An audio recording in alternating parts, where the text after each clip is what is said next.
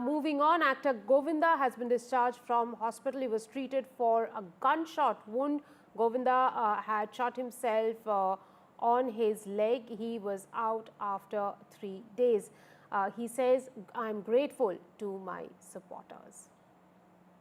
मैं देश में जहाँ-जहाँ से मुझे प्रेम मिला, जहाँ-जहाँ पूजन हुए, दुआएं पड़ी गई, जहाँ-जहाँ अरदास की गई, प्रेयर्स हुए, मैं सब लोगों का धन्यवाद देता हूँ, प्रेस का धन्यवाद देता हूँ और प्रशासन से जुड़े हुए पुलिस वर्ग का धन्यवाद देता हूँ।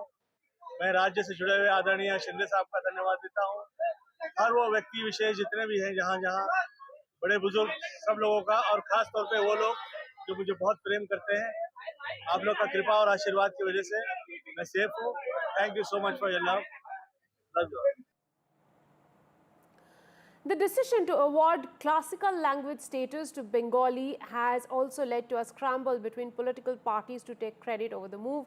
The Prime Minister announced the decision of the Ministry of Culture of the Government of India on social media platform X, saying, "I'm very happy that the great Bengali language has been conferred the status of a classical language, especially during the auspicious occasion of Durga Puja. Bengali literature has inspired countless people for years. I congratulate all the Bengali speakers all over the world on this." West Bengal Chief Minister Mamata Banerjee posted on the social media platform X, saying, "Most happy to share that Bengali or Bangla has been finally accorded the status of a classical language by Government of India. We had been trying to snatch this recognition from Ministry of Culture, Government of India, and we had submitted 3 volumes of research findings in favor of our contention.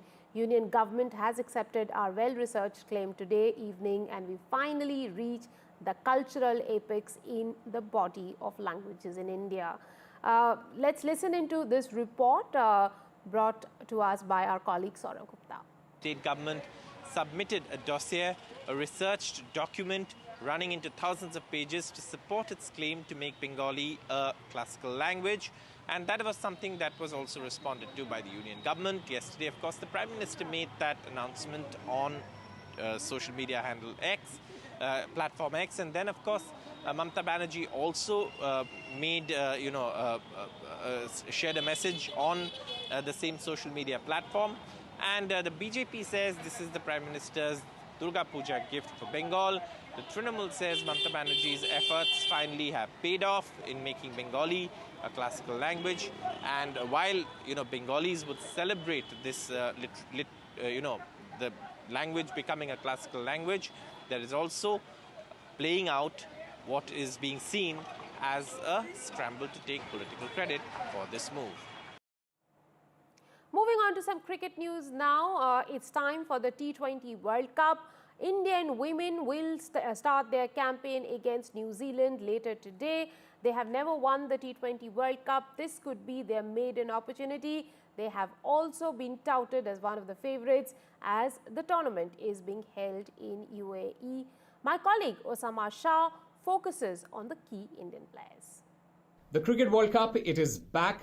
The T20I Women's World Cup, it kicked off in the UAE on Thursday, and in the opener, the first match, Bangladesh, they beat Scotland by 16 runs, their first victory in the last 10 years in this particular format. And in the second match, Pakistan, they stunned Sri Lanka by 31 runs. Now, today, India is going to be playing their first match of the T20I World Cup, and India will be taking on the Kiwis. Now, 5 players that can change the game for Team India. We'll be talking about those 5 players. Number 1 is Smriti Mandhana. Now, the stylish left-handed opener for India, Smriti Mandhana, has shown her class in the last couple of years. In fact, also captaining the Bengaluru side in the Women's Premier League, and then going on to lift that trophy. So, Smriti Mandhana, she is one of the biggest names in world cricket right now, and India will be hoping that her magic comes through right at the top of the order. Another name that India needs to look out for is Harmanpreet Kaur, the captain of Team India. She has been the savior for India for a long time. Every time India needed that solidity right in the middle of their innings, and right in that middle order, Harmanpreet Kaur has provided that and has led India from the front, be it with her batting, be it with her fielding, or be it with her captaincy. Now, another player, explosive player that we need to talk about is Shafali Verma. Another opener for India, plays for Delhi, and one of the most explosive batters that the world cricket has seen in a long, long time. And India will be hoping that her form, her explosiveness comes through, and India gets off to a great start courtesy Shafali Verma as well as Priti Mandana. Now, Jemimah Rodriguez is another one such player who has done such tremendous work in the last couple of years. Jemimah Rodriguez, she has been out of the team, then made her comeback, and after making her comeback, she has been one of the mainstays for Team India, and India will be hoping that Jemimah comes good right at the end in the middle order or in the lower middle order, and get India those crucial runs right at the very end of the innings. Now, another young player that India really needs to look out for is Shriyanka Patil. So these are some of the players that India will be hoping that they do well in this particular World Cup, and their form will obviously define how far India goes in this particular tournament. Now, despite making the semi-finals for 4 times and the final for once in their last 8 appearances in this particular competition, India, they are yet to win the Women's T20I World Cup. Now, the closest that they came was in 2020, but a loss to the host in Australia in the final that ended their bid. Is it going to be a different story for Team India? Well, we'll have to wait and watch.